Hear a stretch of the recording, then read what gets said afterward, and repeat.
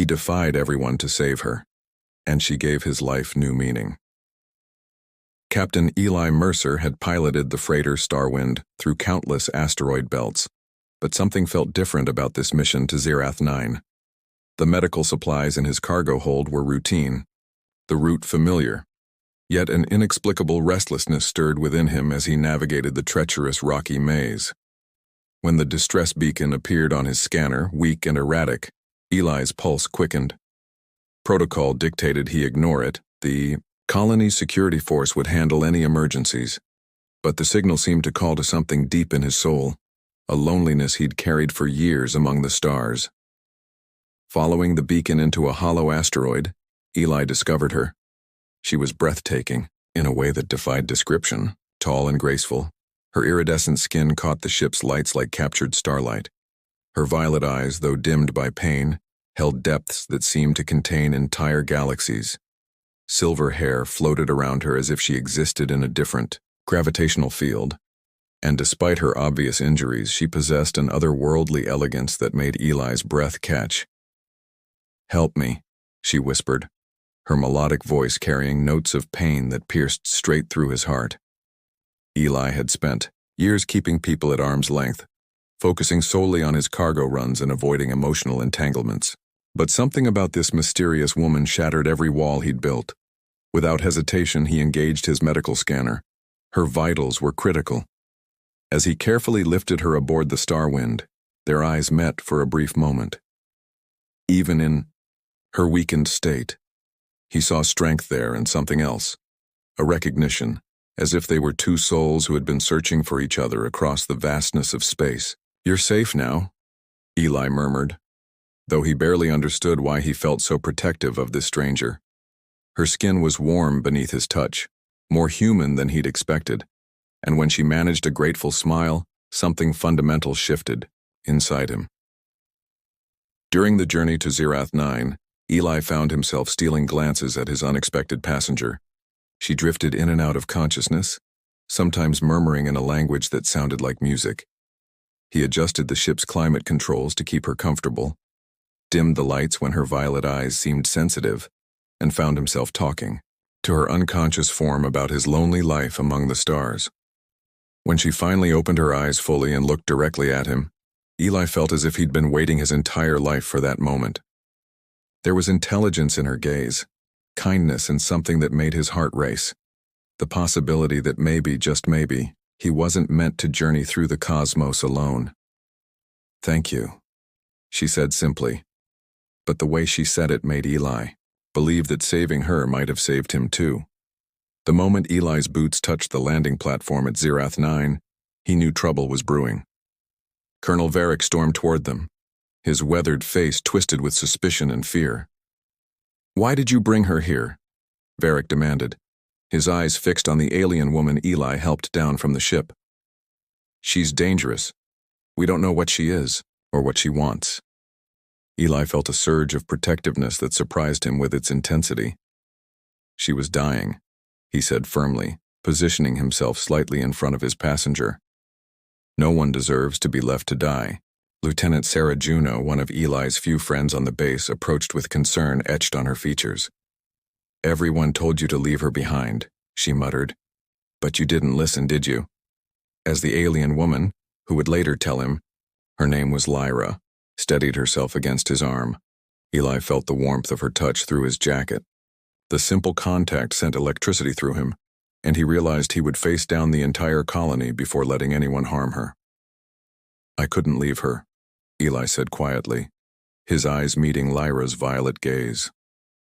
In that moment, he saw gratitude there, but also something deeper, a connection that transcended species and circumstance. The colony's medical bay became a battleground of whispered arguments. Doctors marveled at Lyra's unique physiology, while security personnel debated whether she posed a threat. Through it all, Eli remained by her bedside, bringing her water, adjusting her pillow, and deflecting the endless questions from paranoid officials. "You don't have to stay," Lyra told him during one of their quieter moments, her voice still weak but gaining strength. "Your people fear me." "Let them fear," Eli replied, surprised by his own vehemence. I've spent years following orders, playing it safe. Maybe it's time I started thinking for myself."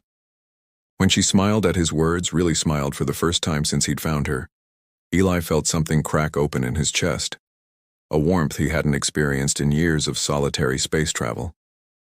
As Lyra recovered, they began to talk. She spoke of distant stars and lost civilizations with a poetic cadence that captivated him. He found himself sharing stories of his own travels, dreams he'd buried beneath years of routine cargo runs. Their conversation stretched late into the station's artificial nights, and Eli discovered that loneliness was easier to bear when shared with someone who understood it. "You saved my life," Lyra said one evening, her hand briefly touching his. "You saved mine too," Eli replied, realizing it was true. For the first time in years, he had someone worth fighting for. The colony elders grew more agitated daily, demanding answers Eli couldn't give and solutions that didn't exist. But when he looked at Lyra, at the way she watched the stars through the medical bay's viewport with such longing, he knew he would defy them all to keep her safe. As Lyra's strength returned, so did the colony's paranoia. The elders met in hushed circles, their fears growing like shadows in the dim corridors of Zerath 9. Eli watched their suspicion with growing unease, but his attention remained focused on the remarkable woman recovering under his protection. "They want me gone," Lyra observed one evening as they sat together in the observation lounge, watching stars wheel slowly past the viewport. The artificial gravity made her silver hair fall naturally around her shoulders, and Eli found himself mesmerized by the way starlight played across her features. "They're afraid," Eli replied, moving closer to her on the bench. "People fear what they don't understand." "And you?" she asked, turning those luminous violet eyes toward him. "Are you afraid of me?" The question hung between them like a challenge. Eli studied her face, the elegant curve of her cheekbones, the way her skin seemed to glow with its own inner light, the intelligence and vulnerability in her gaze. Fear was the last thing he felt. "No," he said softly. "I'm afraid of losing you." The admission surprised them both. Lyra's breath caught, and for a moment, the space between them seemed charged with possibility. Then she looked away, her expression growing troubled. "There's something you need to know," she said, her voice barely above a whisper. "Something about why those bounty hunters were after me." That night, as Eli worked on routine engine maintenance, Lyra found him in the ship's cramped engineering bay. The confined space forced them into proximity, and he was acutely aware of her presence. The subtle scent of ozone and star flowers that seemed to cling to her, the way she moved with fluid grace even in the cramped quarters. "I haven't been entirely truthful with you," she began, her violet eyes shimmering with something deeper than gratitude. "About what?" Eli asked, setting down his tools and giving her his full attention. She hesitated, then reached into a small satchel at her waist and withdrew a crystal that pulsed with inner light. The moment it appeared, the air itself seemed to thrum with energy, and Eli felt a strange resonance in his bones. "This artifact isn't just valuable," Lyra explained, cradling the crystal like something precious and dangerous. "It's a key to the lost home of my people. My planet was destroyed by war, my people scattered across the stars like seeds on cosmic winds." Eli stared at the pulsating light, understanding dawning. "And this can bring them back together?" "More than that," she said, stepping closer until he could feel the warmth radiating from her skin. "It holds the coordinates and the power to restore what was lost, but it's unstable. In the wrong hands, it could destroy entire star systems." The weight of her trust settled over him like a mantle. She was offering him not just her secret, but her future, her people's future. "You want me to help you protect it," he said. "I want you to help me use it," she replied, her hand reaching out to cover his. "To rebuild, together." The crystal's glow intensified between their joined hands, and Eli felt destiny reshaping itself around them. The colony's alarms shattered the tender moment like glass. Red lights strobed through the corridors as Eli and Lyra raced toward the command center, the crystal clutched protectively in her hands. The bounty hunters had found them. They've breached the perimeter, Colonel Varick shouted over the chaos, his face grim as tactical displays showed hostile ships cutting through their defenses like they were made of paper. Whoever they're after, they want them badly. Eli's hand found Lyra's in the chaos, their fingers intertwining as explosions rocked the station. Around them, colonists screamed and security forces scrambled to mount a defense that was already failing. "This is my fault," Lyra whispered, guilt evident in her luminous eyes. "They followed me here. All these people—" "No," Eli said firmly, pulling her closer as debris rained from the ceiling. "You didn't choose this, but we can choose what happens next." Through the command center's viewports, they could see the attackers' ships, sleek, predatory vessels that moved with deadly precision. The colony's aging defense grid sparked and failed under their assault. "We need to get to the Starwind," Eli urged, his pilot instincts taking over. "Now!" They ran through corridors filled with smoke and panic, Eli's protective instincts overwhelming his caution. When a section of ceiling collapsed between them and their escape route, he didn't hesitate. He lifted Lyra in his arms and leaped through the gap, landing hard, but keeping her safe. "I can run," she protested, but he didn't put her down immediately. The feel of her in his arms, the way she fit against his chest, felt right in a way that defied explanation. "I know," he said, his voice rough with emotion. "But I'm not letting go." The Starwind's hangar bay was under direct fire when they reached it. Laser bolts scorched the air around them as they sprinted toward the ship, and Eli felt the heat of near misses singing past his head. All that mattered was getting Lyra to safety. As they reached the ship's ramp, a bounty hunter appeared, weapon raised. Time slowed as Eli saw the threat, saw Lyra's eyes widen in fear, not for herself, but for him. In that crystalline moment, he realized what love meant, the absolute willingness to sacrifice everything for another's well-being. But Lyra moved first. The crystal in her hands blazed with sudden brilliance, and she whispered words in her musical language. A barrier of pure energy erupted between them and their attacker, deflecting the killing shot that would have ended everything. "The ship," she gasped, the effort of using the crystal's power clearly draining her. Eli carried her aboard, his hands shaking as he initiated the launch sequence. The Starwind lifted off under heavy fire, her shields sparking under the assault. In the pilot's seat, Eli pushed his beloved ship beyond her limits while Lyra, despite her exhaustion, maintained the protective barrier around them. "Together," she whispered, her hand covering his on the controls. The crystal's light enveloped them both, and suddenly Eli could feel what she felt. The ship's systems responding not just to his piloting skills but to their combined will. They moved as one mind, one heart, guiding the Starwind through impossible maneuvers that should have torn the old freighter apart. When they finally broke free of the atmosphere and jumped to hyperspace, they sat in stunned silence for a moment, before Lyra collapsed against his shoulder, the crystal's glow fading to a gentle pulse. "Are you all right?" Eli asked, his arms coming around her instinctively. "I am now," she murmured against his neck, and he felt the truth of those words in his very soul.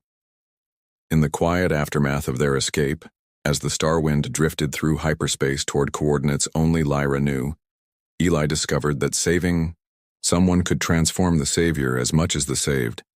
The ship's cramped quarters forced an intimacy that might have been awkward with anyone else. But with Lyra, every shared moment felt like a gift. "Tell me about your world," Eli said one evening as they sat together in the ship's small observation bubble, watching stars streak past in brilliant lines.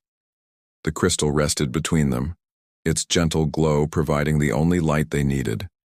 Lyra's eyes grew distant, filled with memories of something beautiful and lost. "Ethera was a world of floating cities," she began, her voice taking on the cadence of a lullaby. "Crystal spires that sang in harmony with the wind, gardens that grew in spirals toward 3 suns. My people lived for centuries, long enough to truly understand love." "What do you mean?" Eli asked, shifting closer until their shoulders touched. "Love isn't just an emotion for us," she explained, her fingers absently tracing patterns in the air. "It's a force like gravity or magnetism.